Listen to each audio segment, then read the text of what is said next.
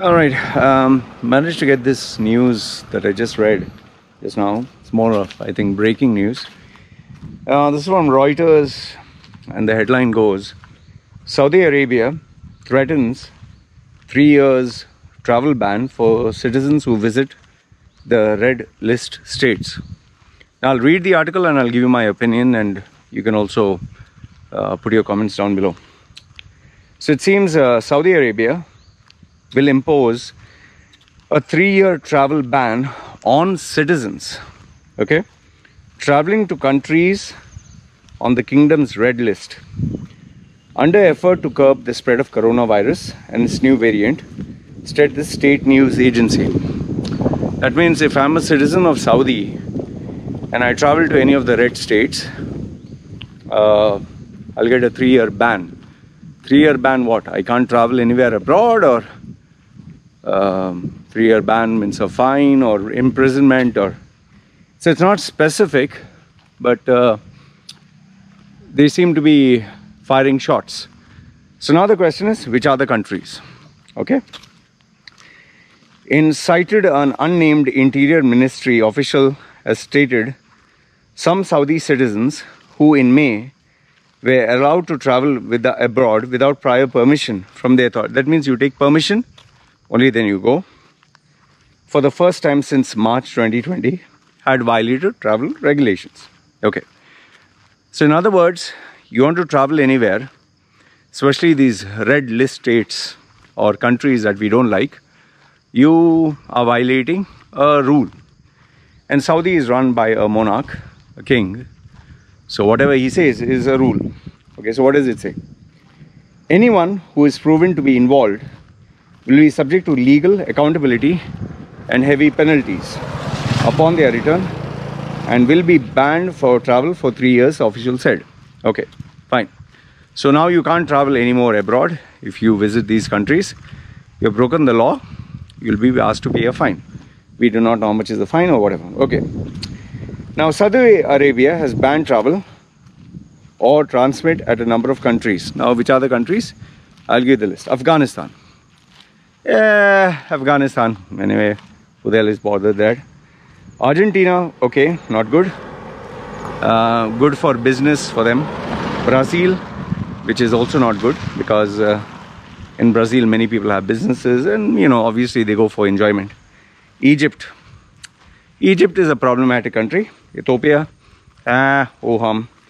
India. Now this is a very big one, because I mean, they don't want people traveling to India, so they don't want people spending money there. The question is, can Indians come to Saudi? Very big question.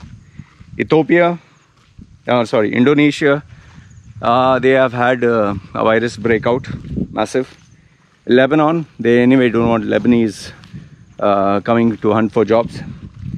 Then Pakistan, anyway, Pakistan is headed on its way down. So, and ever since Imran Khan, remember Imran Khan driving the Saudi prince like he's his driver, just kissing his ass? Well, because that time Saudi was ready to invest money. And he was like, being the leader of the country, I'll drive you around as a driver, no problem. Please put the money.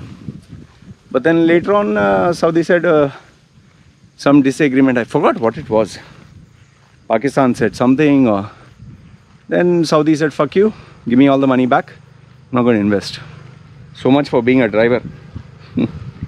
See, even though I admire Imran Khan, you have to admit, Narendra Modi didn't drive anybody around, whether it's USA or whether it's Saudi. He wasn't a driver. So there, even though I admire Pakistan Prime Minister for his style, as a cricketer he is great, but as a politician he's trying to keep too many Muslim Pakistanis happy to stay in power. I guess that's part with politics.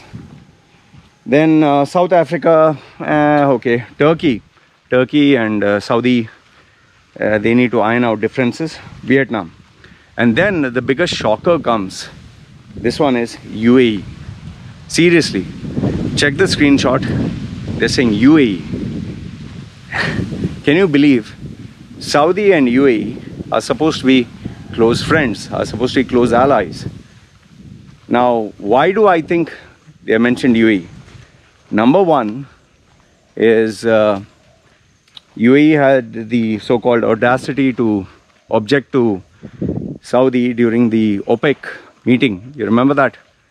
So the output, Saudi had recommended something. Saudi is the big brother on the table. UAE is supposed to agree with everything, and UAE said, no, we object. And that was a shocker. That is why it was in headlines everywhere.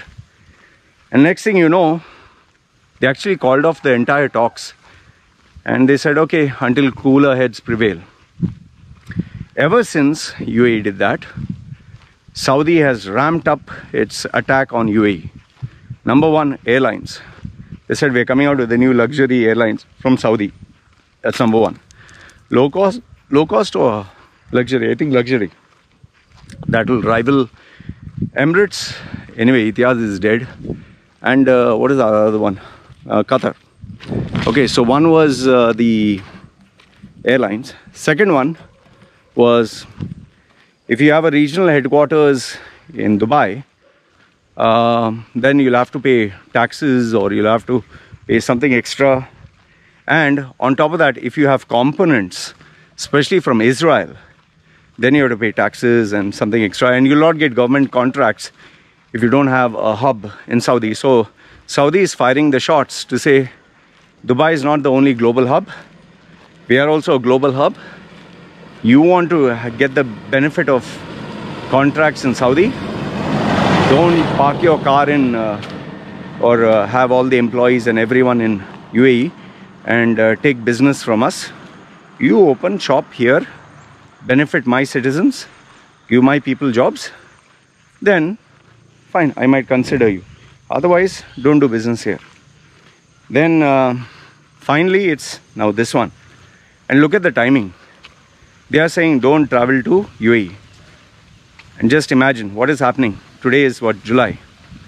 August is going to come and September. And then Expo 2020 is going to start.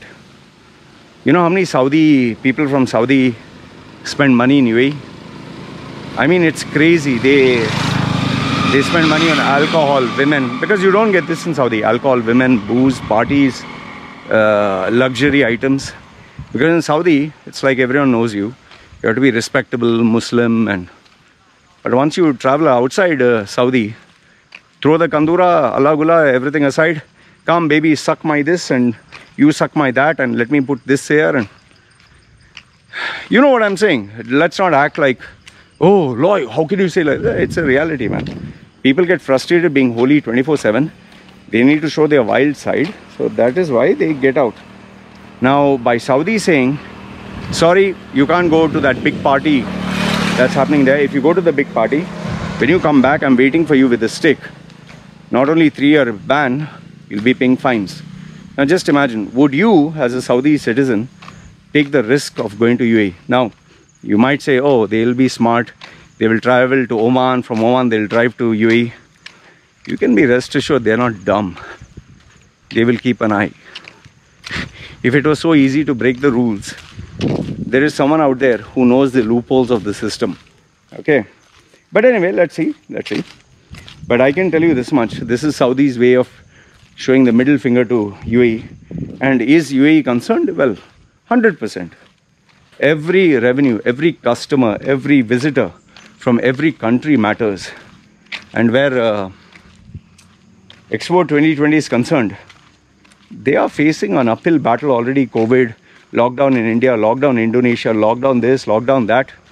So they are just hoping whichever countries are open, please come in droves. And in the Middle East, most of them spend money. So they want them to come. The Ministry of Interior stressed that citizens are still banned from traveling directly or via another country. Remember what I told you to Oman? To the States or any other that are yet to control the pandemic. Now the funny thing is UAE doesn't have a breakout. If you actually check the World Health Organization, UAE is not, as bad as India or Indonesia. Unfortunately, because people with lots of money have influenced other countries, UK has said UAE is in the red list. Now UK said UAE is in the red list because UAE is inviting people from everywhere. Come here, don't worry, we'll relax your tests. In fact, some of the American friends who watch my channel who went down to UAE, they said once I landed in UAE, everything was relaxed. There was not like a paranoia and screen checking everyone. So UK, now every country wants to take care of them. Australia wants to take care of itself. America wants to take care of it. Nobody gives a fuck about anyone else. First, me, my house, my eye. Okay. The kingdom, the largest Gulf state with a population of 30 million. Just imagine, 30 million. So how many visitors can UAE get? It's very close by. On Tuesday, had only 1,379 infections, bringing the total to 500,000. That is 520,774 cases and 8,189 deaths. Now, for a population of 30 million, I'm not trying to discount the deaths.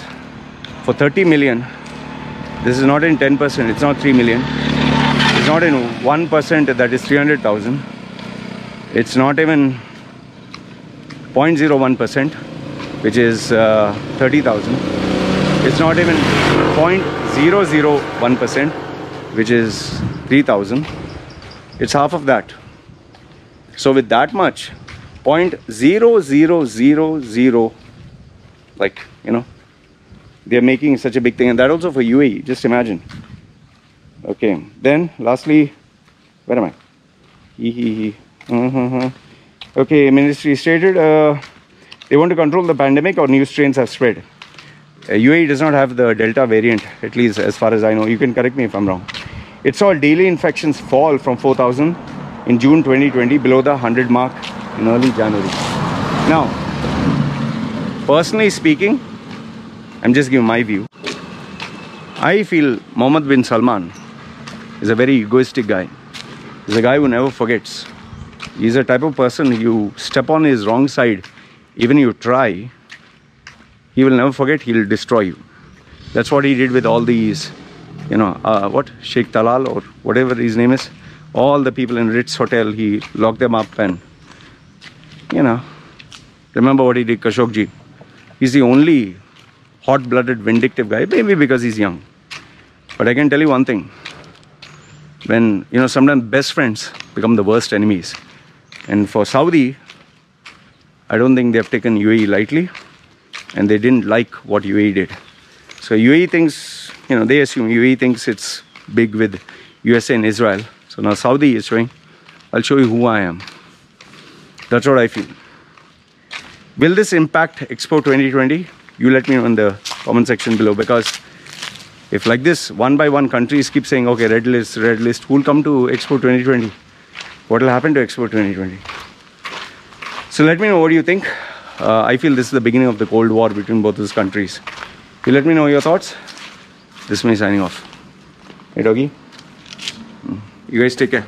Alright, ciao.